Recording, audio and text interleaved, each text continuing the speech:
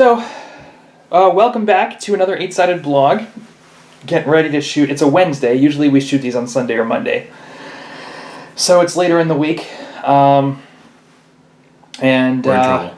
What's that? We're in trouble. We're in trouble. But I think we're on it.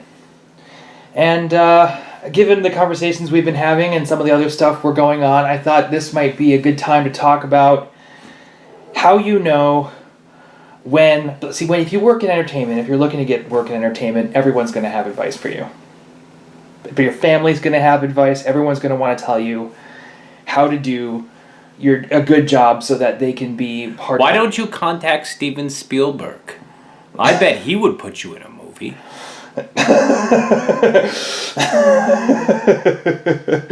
So why aren't you in commercials? So how do you tell the good advice from the bad, Gerard? How do you tell the good advice from the bad? Well, the good advice is more like it doesn't tell you what to do. It just presents suggestions. The good advice is not a single thing will make everything better. It doesn't offer a magic bullet. And all you got to do, as we're fond of saying around here, you'll hear a lot of things in any business actually, because I hear it every day in coffee shops, whether it's dealing with entertainment or sales or selling or starting your own solar business or whatever it is. It's like there's a lot of people out there or even health, even like working out or losing weight. There's a lot of people who tell you, all you got to do is just eat kale for 9 weeks and not exercise. It's all about a balance. Doing anything difficult is all about many steps functioning at the same time, and creating a balance in your life and a plan in your life to achieve certain things, whatever that is. So you can maintain those many steps all at the same time. Because the trick is making sure that all of the things that you're doing keep getting done, and that you're adding to that volume of work instead of robbing from Peter to pay Paul. Otherwise, you're the guy who always does the get-rich-quick scheme every 3 months and works real hard for a few weeks to a month and then abandons everything and has a new get-rich-quick scheme. So, yeah, you don't want to take advice from that guy. All you got to do. Yep. Yeah. There's a second half to it, which I'm going to bring up, which is that after you've been doing the things you need to do to succeed, after you've been at it for a good long time, those techniques will develop into habits. And once that's happened, once you've got habits that are contributing to your success instead of habits that are detrimental to your success, then you don't have to discriminate between good and bad advice, because you just have a sense of it. Habitually, you know when something feels right or feels wrong because you've been doing the things you need to be doing. Your body recognizes it before your intellect can. Is that how I have the habit of drinking bourbon, whiskey, the finest of the brownest of the brown liquors, and my body recognizes it before my intellect does? Your body recognizes it as contributing to your success? As delicious and contributing to success.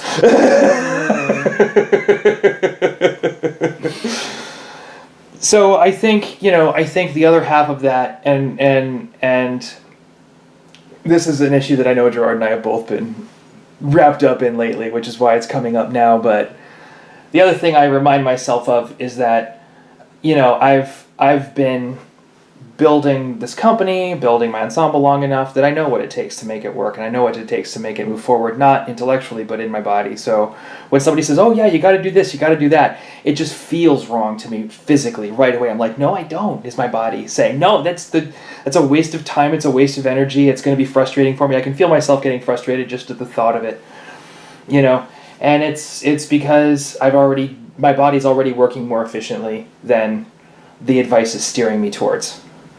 And that's something I think we all have to be conscious of, is that after a certain point, we do have a sense of what it's going to take to get to the next step, and we're already on our way. And when somebody tries to steer us in another direction, and you feel it, you feel the frustration of having to, sort of stop doing something productive to do something unproductive.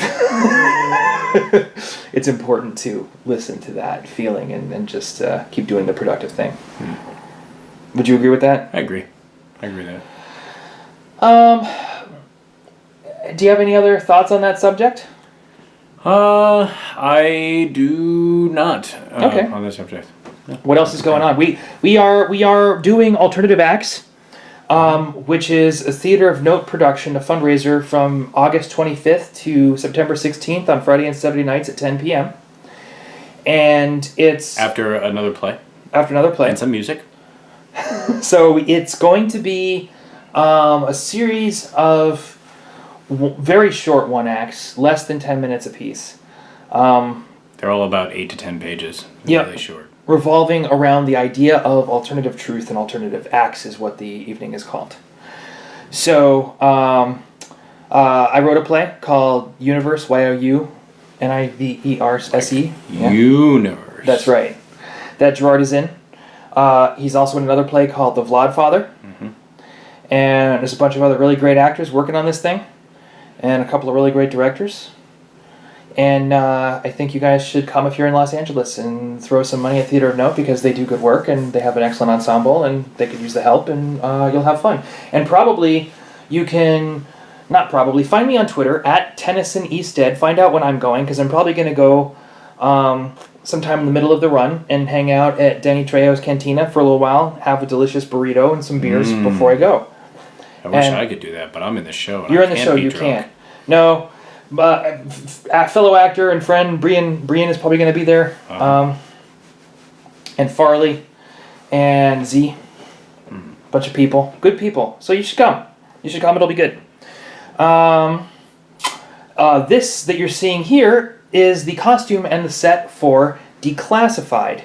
Declassified is an ongoing web series that we have developed here at 8-Sided Films, which is about the Cold War and space race operations of a government branch called the Bureau of Applied Defense Development, which is BADD as an acronym.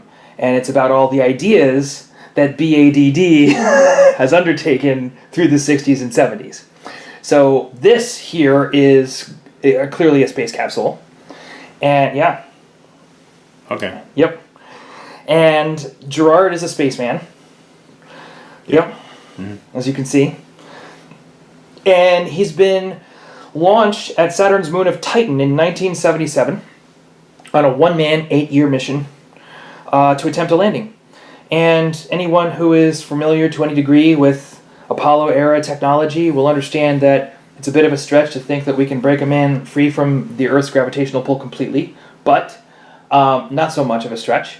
And that the idea that we would be able to get him back is too much to ask.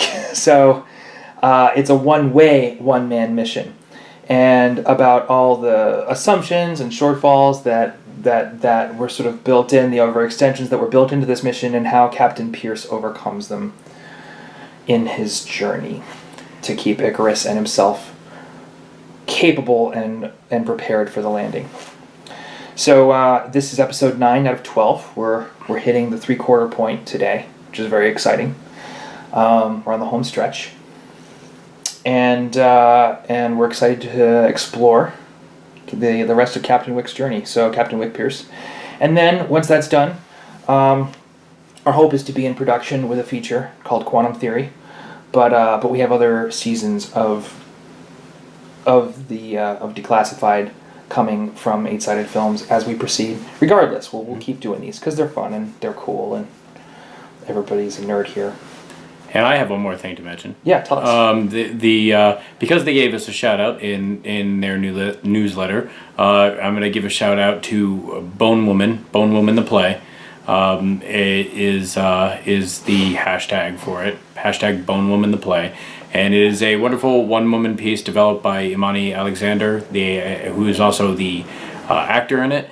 And it's 4 cool, creepy little ghost, kind of, not really ghost stories, but creepy little legends about skeletons and women. And they all each story involves skeletons and women, and it kind of reminds me of Scary Stories to Tell in the Dark, which is a lot of fun and creepy.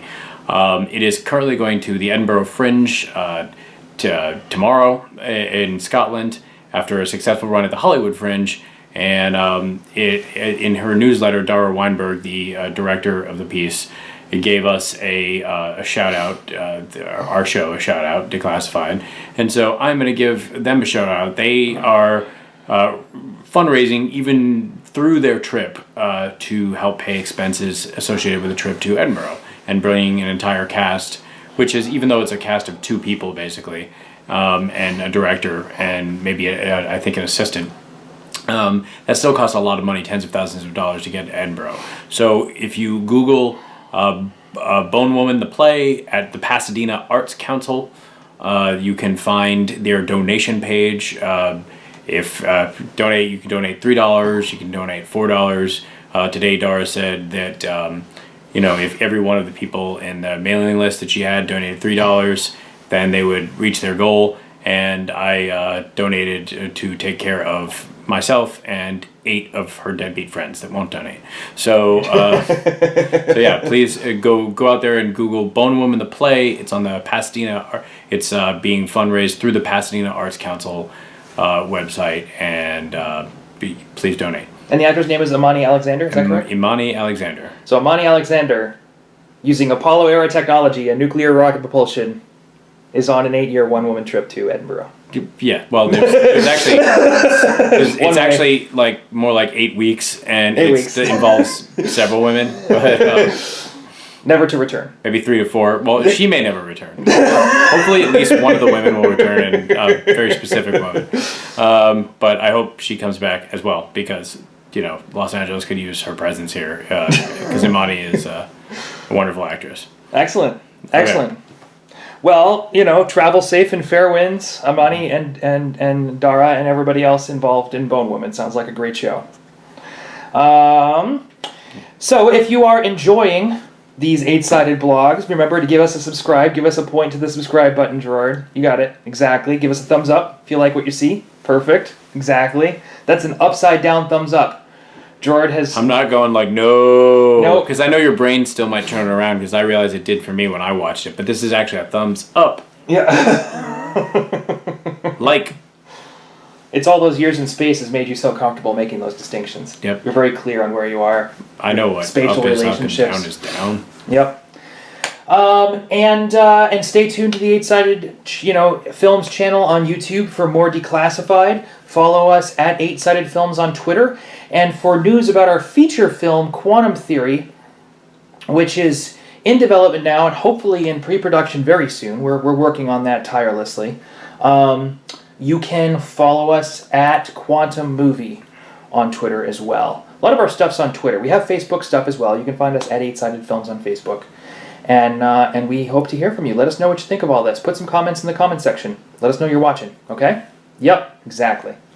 All right, so without further ado, we're going to go and film this episode for you. Have yourself a magnificent afternoon, evening, whatever time it is where you are. Say goodbye, Gerard.